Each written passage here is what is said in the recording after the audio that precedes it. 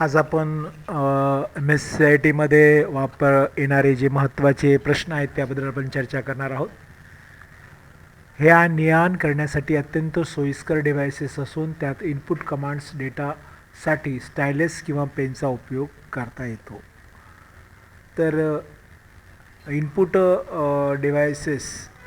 Input commands देण्यासाठी साठी stylus पेनचा उपयोग कुठल्या कम्प्युटरमध्ये केला जातो, तर तो टॅबलेटमध्येच याचा स्टायलस पेनचा जो वापर आहे टॅबलेटमध्येच होतो, ज्याद्वारे आपण डेटा इनपुट्स त्यात करू शकता स्टायलस पेनचा वापर करून. याचं उत्तर बरोबर आहे.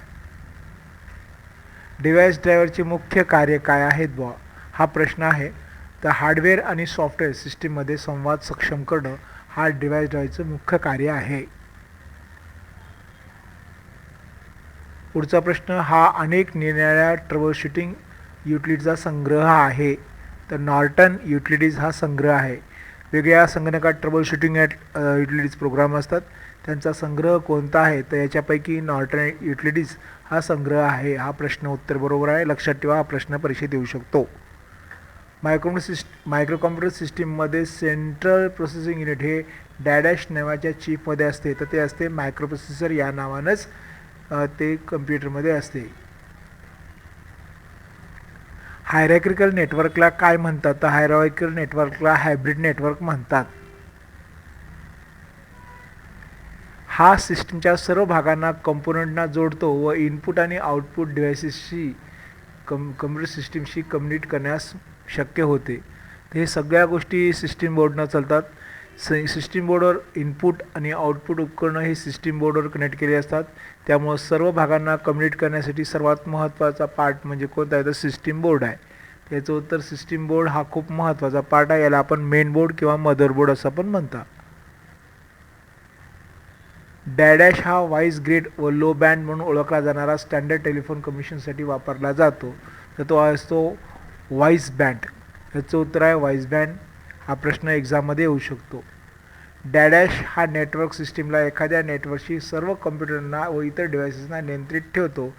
तर NOS ज्याला आपण नेटवर्क ऑपरेटिंग सिस्टीम म्हणता, ही एक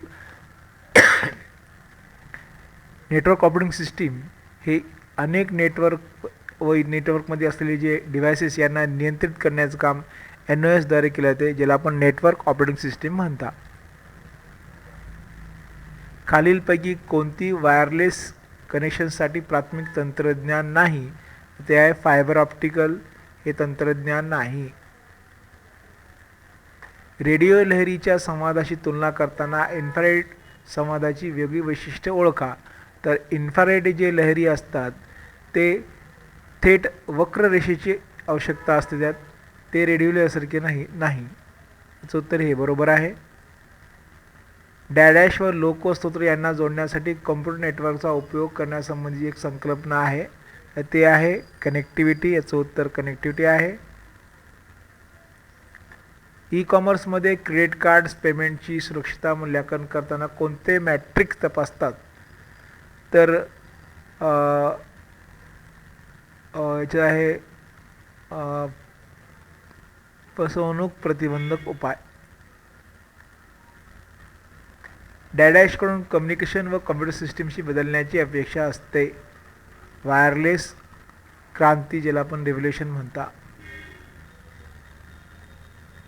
डॅडॅश ही काचेची बारीक तार असून तिच्यातून 100 Gbps इतका वेग असलेल्या प्रकाश तरंगयुक्त शलाका जात असतात, ते असते फायबर ऑप्टिकल केबल्स. कीवर्डच्या मदतीने डेटा शोधण्यासाठी मदत करणाऱ्या वेबसाईटला काय म्हणतात, तर सर्च इंजिन्स म्हणतात. याचं उत्तर आहे. तर असे 15 आपण प्रश्न पाहिले. हा व्हिडिओ आवडला तर नक्कीच लाईक करा. एक्झामला येणारे प्रश्न आहेत, याकडे लक्ष द्या, वाचून घ्या.